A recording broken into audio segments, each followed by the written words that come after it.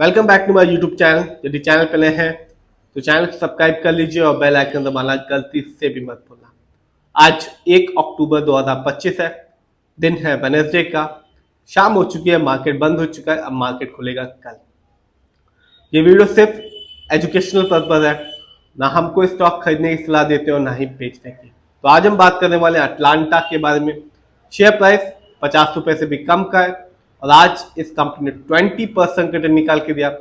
इसकी वजह एक न्यूज है कि कंपनी ने बताया कि कंपनी ने एक अलाइनमेंट साइन किया है इस्कॉन इंटरनेशनल लिमिटेड के साथ, जहां पर ऑर्डर कॉस्ट यानी कि कॉन्ट्रैक्ट की जो कॉस्ट है वो है 2485 करोड़ की, जिसकी वजह से आज कह सकते हैं कि एक तगड़ा रिटर्न निकाल के दिया 20% का। बात की जाए इस कंपनी के बारे में यानी कि अटलांटा के बारे में, तो कंपनी बिजनेस में इंफ्रास्ट्रक्चर डेवलपमेंट कंपनी है, engaged in EPC contract, public private partnership में है और रियल एस्टेट में है, construction of road, highway and bridge में। आज के दिन यदि आप देखेंगे तो इस कंपनी का जो शेयर प्राइस है वो है 46.38 और आज का जो रिटर्न था वो था 20% का। बात की जाए एक महीने की, तो यहां भी इस कंपनी ने अपने शेयर होल्डर्स को एक तगड़ा रिटर्न निकाल के दिया। सिर्फ एक महीने में इस कंपनी का जो रिटर्न था वो था 55% का, यानी कि आज से ठीक एक महीने पहले इस कंपनी का जो शेयर प्राइस था वो था 30 रुपीज 36 पैसे का। बात की जाए लॉन्ग टर्म की यानी कि एक साल की, 2024 थोड़ा सा मार्केट डाउन था। इस कंपनी ने भी कह सकते हैं कि निराश ही किया। इस कंपनी के शेयर में गिरावट रही 18.70% की, यानी कि एक साल पहले इस कंपनी का जो शेयर प्राइस था वो था 57 रुपीज 5 पैसे का। देखते हैं लॉन्ग टर्म को यानी कि 5 साल को, तो 5 साल में इस कंपनी ने अपने शेयर होल्डर्स का विश्वास जीता और इस कंपनी का जो रिटर्न था 5 साल में वो था 567% का, यानी कि आज से ठीक 5 साल पहले 2020 में इस कंपनी का जो शेयर प्राइस था वो सिर्फ 6 रुपए 55 पैसे का था। तो 6 रुपए 55 पैसे से इस कंपनी का शेयर प्राइस आज के दिन है 46 रुपीज 38 पैसे का और आज भी इस कंपनी का जो रिटर्न था 20% का था। तो कंपनी शॉर्ट टर्म में भी और लॉन्ग टर्म में भी अपने शेयर होल्डर्स को एक अच्छा रिटर्न निकाल के दे रही है। बात की जाए इस कंपनी के स्टॉक के परफॉर्मेंस की, तो एक साल में इस कंपनी के जो हाईएस्ट शेयर प्राइस गया वो रहा 59 रुपीज 84 पैसे, जबकि एक साल में इस कंपनी के जो लो शेयर प्राइस आया वो रहा 27 रुपीज 26 पैसे।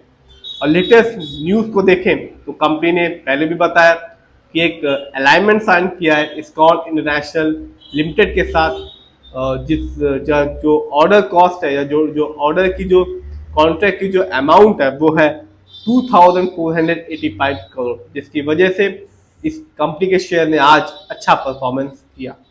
देखते हैं इस कंपनी के फंडामेंटल्स को, तो जो कंपनी का मार्केट कैप है वो है 317 करोड़ का। ये कंपनी स्मॉल कैप की है और स्मॉल कैप की कंपनी का मार्केट कैप होता है 0 से लेके 500 करोड़ के बीच में।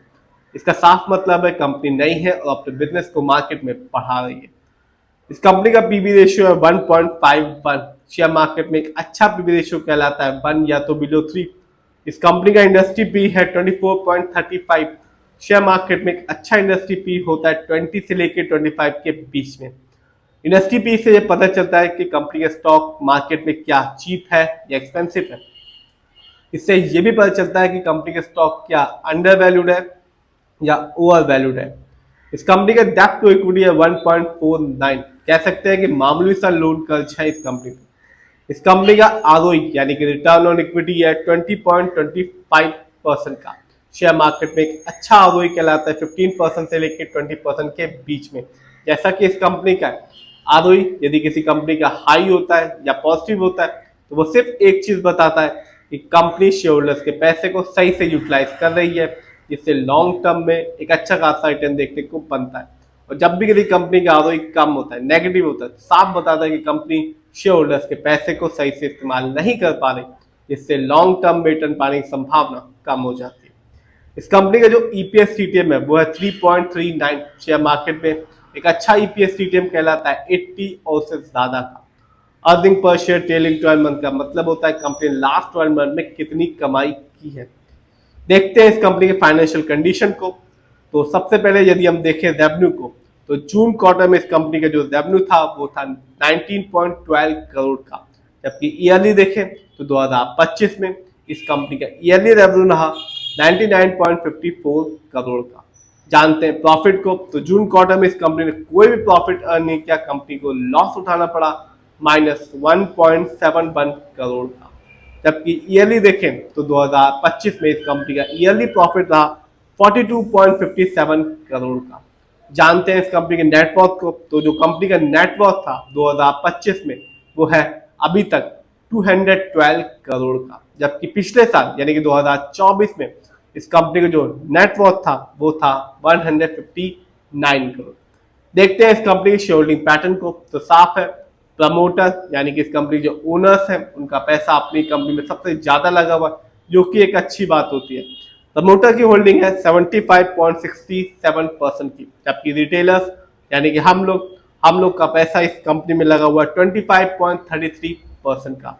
तो कंपनी ने आज अपने शेयर होल्डर्स को 20% के निकाल के दिया, क्योंकि न्यूज आई कि कंपनी ने कह सकते कि कॉन्ट्रैक्ट हाथ लगा 2485 करोड़ का और शेयर प्राइस भी 50 रुपए से कम है और 5 साल में इस कंपनी ने एक तगड़ा रिटर्न निकाल के दिया।